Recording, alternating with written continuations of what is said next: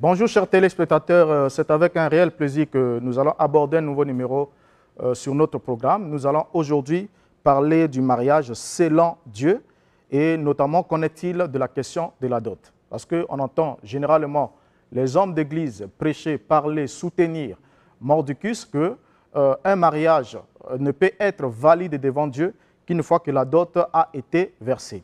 Alors parlons de ce fait du mariage, nous devons d'abord rappeler que comme nous le savons tous ensemble, que le mariage est la forme la plus étroite de la vie intime ou encore de la vie communautaire sur la terre. C'est une communauté de vie, d'amour ainsi que de service. Alors, l'accès à la vie conjugale varie considérablement d'une culture à une autre et comme nous le savons très bien, à juste titre, il doit y avoir un minimum de mesures ou encore des règles que Dieu aurait établies qui permettraient qu'on sache exactement que cet homme et cette femme sont mariés aux yeux de Dieu. Notons tous ensemble avec vous que la parole de Dieu étant permanente doit avoir la même mesure pour tous, sinon on va être dans la confusion totale. Alors, c'est en premier lieu pour briser la solitude de l'homme dans le jardin d'Éden qu'une femme a été créée et placée à côté de l'homme.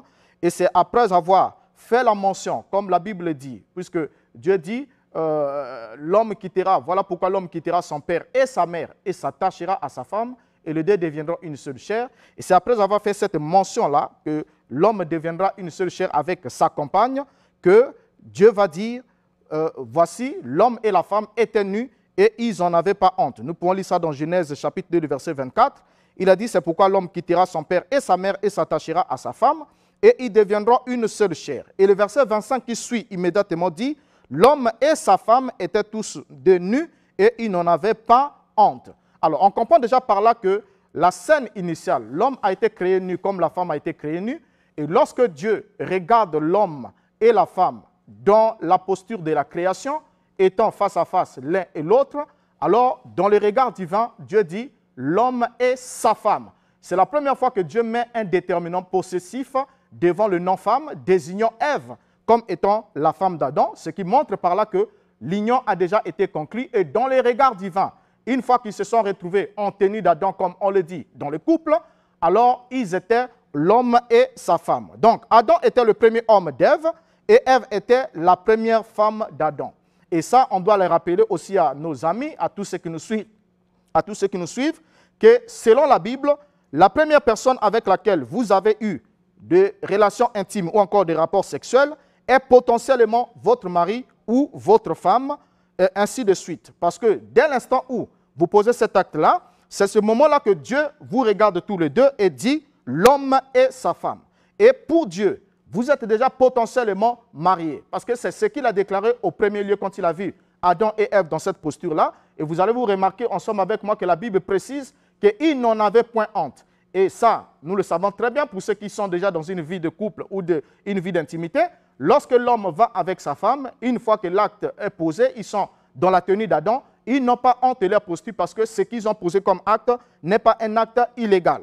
Alors, lorsque nous retournons dans notre Bible, dans Genèse chapitre 2, verset 24, il est bien souligné que l'homme quittera son père et sa mère et s'attachera à sa femme et les deux deviendront une seule chair. Mais seulement, dans cette recommandation que Jéhovah, notre Elohim, a donnée concernant le mariage, il n'est pas fait mention du versement de la dot.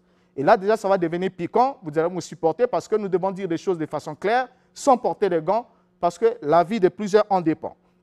Alors, dans cette instruction du mariage, il n'est pas fait mention de la dot. La dot n'est pas mentionnée. Alors, qu'est-ce que la dot pour dire? En Occident, déjà, on va commencer par là pour prendre certains éléments. Quand nous allons en Occident, la dot est définie comme étant le bien ou une somme d'argent que les parents de la mariée cèdent au futur époux, étant entendu que celui-ci devra la rembourser s'il répudie sa femme.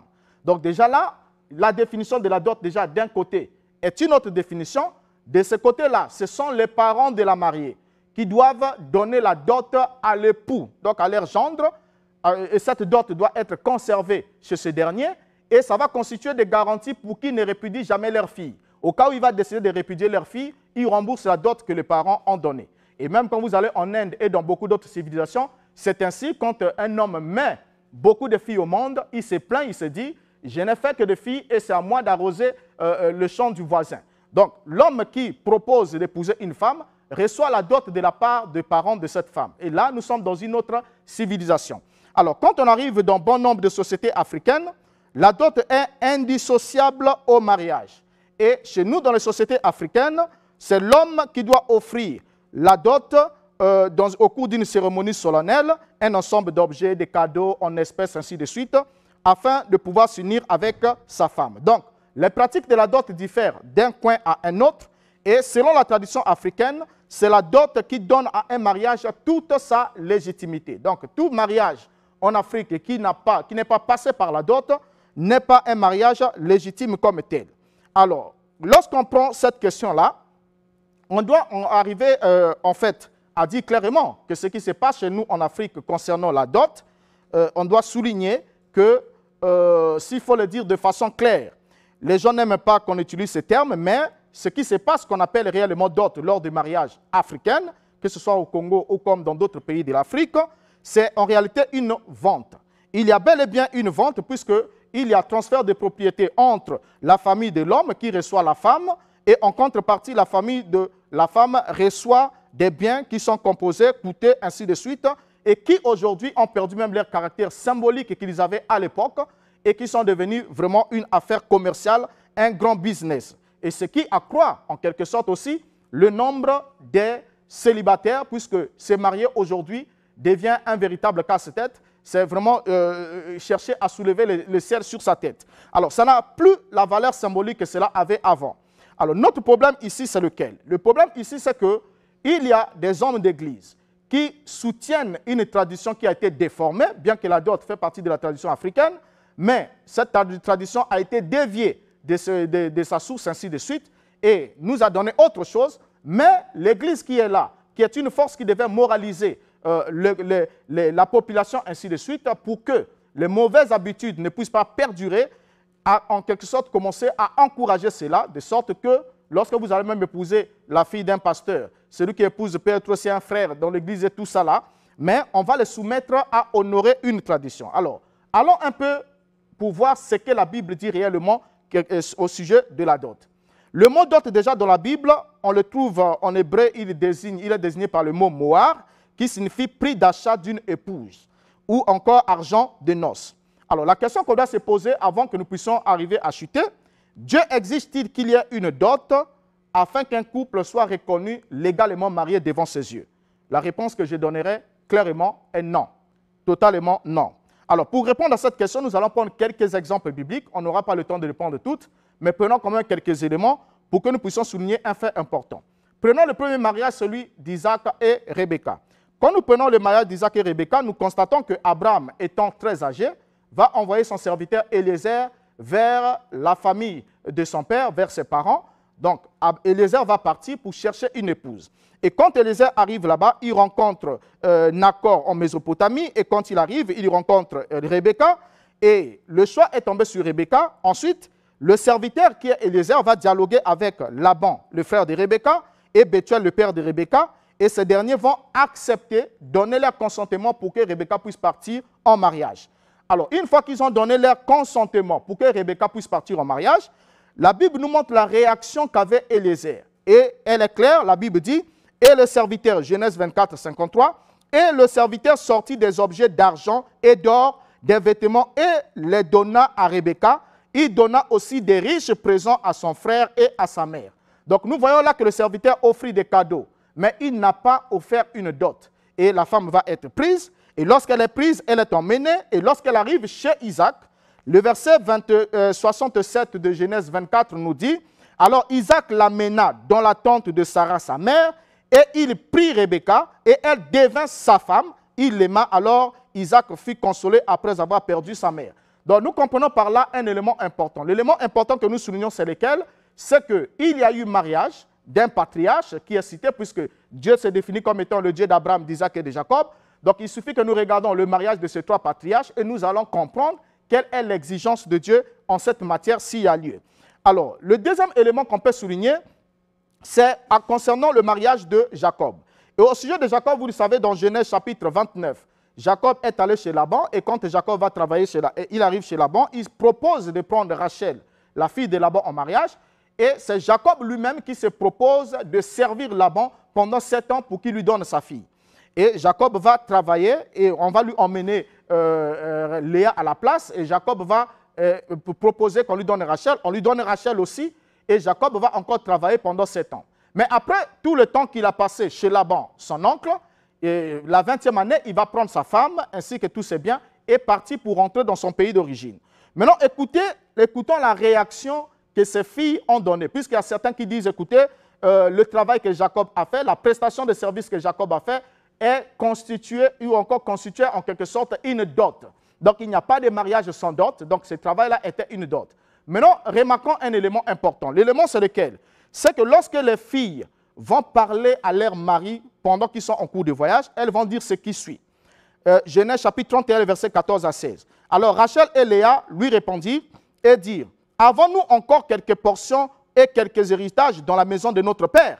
Ne nous a-t-il pas traités comme des étrangères, car il nous a vendus et même il a entièrement mangé notre argent. » Alors nous comprenons ici que pour ceux qui considèrent la prestation qu'a servi Jacob comme étant une dot auprès de Laban, ils doivent aussi être en mesure de considérer les rapports qui ont été rendus par ces femmes-là, les femmes de Jacob, qui ont qualifié leur père d'avoir effectué une transaction commerciale. Donc, elles ont déclaré que leur père les a vendus. Donc, Laban avait vendu ses filles. Et ensuite, Laban a mangé l'argent de ses filles. On doit aussi souligner un élément. C'est que la dot biblique, lorsqu'elle était offerte, elle ne partait pas pour rentrer dans la poche du père, pour qu'il s'en serve. Mais la dot, le père recevait cela et remettait à la fille qui partait en mariage. Donc, c'était une garantie pour elle. Donc, ça n'avait rien à voir avec ce qui se passe aujourd'hui, que les pasteurs arrêtent de tromper la masse. Alors, Laban aurait, selon la déclaration de ses filles, vendu ses filles. Ensuite, selon leur déclaration, mangé leur argent. Et ensuite, Laban a considéré ses filles comme étant des étrangères. Or, le terme considéré comme étant des étrangères, c'est-à-dire considérer ces filles comme étant des prostituées. Alors, là, nous avons beaucoup de choses à dire, mais le temps nous manquerait. Maintenant, soulignons juste un aspect important. La première fois que le mot dot a été fait mention dans la Bible, c'est au sujet de l'affaire du viol de Dina, fille de Jacob, qui a été violée par violée par Shichem. Et quand Shichem a fait cela, il a alors fait la proposition. C'était d'abord un païen, c'était un inconverti, et après avoir violé, il va constater qu'il a fait quelque chose qui n'était pas normal, et c'est lui qui va faire la proposition pour la première fois. Il va dire dans Genèse 34, versets 11 à 12, il dit, « Shichem dit au père et aux frères de Dina, que je trouve grâce à vos yeux, et je donnerai ce que vous me direz. Exigez de moi une forte dot et beaucoup de présents, et je donnerai ce que vous me direz. » Donc là, nous comprenons ensemble que la première fois que le mot dot est mentionné dans la Bible, cela n'est pas sorti de la bouche de Jacob, ni de la bouche de ses fils, mais cela est sorti de la bouche d'un incirconcis qui n'avait pas de relation avec le Dieu d'Abraham. Et cette proposition qui a été faite aussi n'a pas été acceptée. Nous connaissons la suite. Alors, donc, on note que la proposition de payer la dot pour la première fois a été faite par Shichem et non par Jacob et ses fils. Et la première mention de la dot est sortie de la bouche de Shichem qui était un violeur, un incirconcis, qui en quelque sorte voulait réparer le tort. Et voilà pourquoi lorsque Dieu légifère au sujet du mariage, il va dire dans Exode chapitre 22, le verset 16 à 17, ce qui suit, « Si un homme séduit une vierge qui n'est point fiancée et qu'il couche avec elle, il paiera sa dot et la prendra pour femme. Si le père refuse de la lui accorder, il paiera en argent la valeur de la dot de vierge. » Donc on comprend par là que la dot des vierges était une sanction financière infligée à un homme qui avait séduit une vierge non fiancée et qui avait couché avec elle sans avoir eu au préalable l'accord des parents ou sans l'avoir épousée. Alors, cette sanction était demandée au père, dont la fille était déshonorée. Donc, ça n'a rien à voir avec ce que l'on prétend aujourd'hui et même par la suite. Une fois que l'homme aurait posé cet acte-là, il payait la dot et la prenait pour femme. Mais pour la prendre pour femme, ce qui était exigé, c'était d'apporter des présents à titre de reconnaissance pour honorer cette famille qui vous a accordé la main de leur fille. Mais non, les présents étaient en fonction de la grandeur ou la capacité financière de l'homme. Il pouvait faire autant qu'il pouvait faire, mais rien n'était comme l'on fait aujourd'hui, une exigence comme quoi on doit payer et cela est fixé, que vous soyez nanti ou non nanti, quelle que soit la classe sociale dans laquelle vous appartenez, les règles sont déjà fixées, on ne sait pas par qui, et c'est ainsi. Et du coup, on chamboule complètement la valeur réelle du mariage et de la dot. Donc, on comprend par là ensemble avec vous que payer la dot pour légitimer un mariage n'est pas en quelque sorte une exigence divine, mais si les parents de celle que vous voulez épouser vous imposent ça comme règle pour vous accorder le consentement, pour que vous soyez officiellement ou légitimement avec leur fille, vous êtes en droit de vous incliner. Mais de grâce que les hommes d'église ne disent pas que c'est la volonté parfaite de Dieu que les hommes payent la dot avant d'être légitimement unis avec leur femme. Parce que quand Dieu a regardé Adam au commencement et sa femme, il a dit l'homme et sa femme étaient tous deux nus et ils n'en avaient pas honte. Il n'y avait pas de dot dans le mariage d'Adam et dans le reste des biens de mariage des patriarches. Alors, ce qui se passe aujourd'hui n'avait aucun rapport, qu'on ne défend pas la vérité. Voilà ce qu'on avait à souligner. Je vous dis au revoir et je réponds au 06 522 46 66, 06 522 46 66. À la prochaine.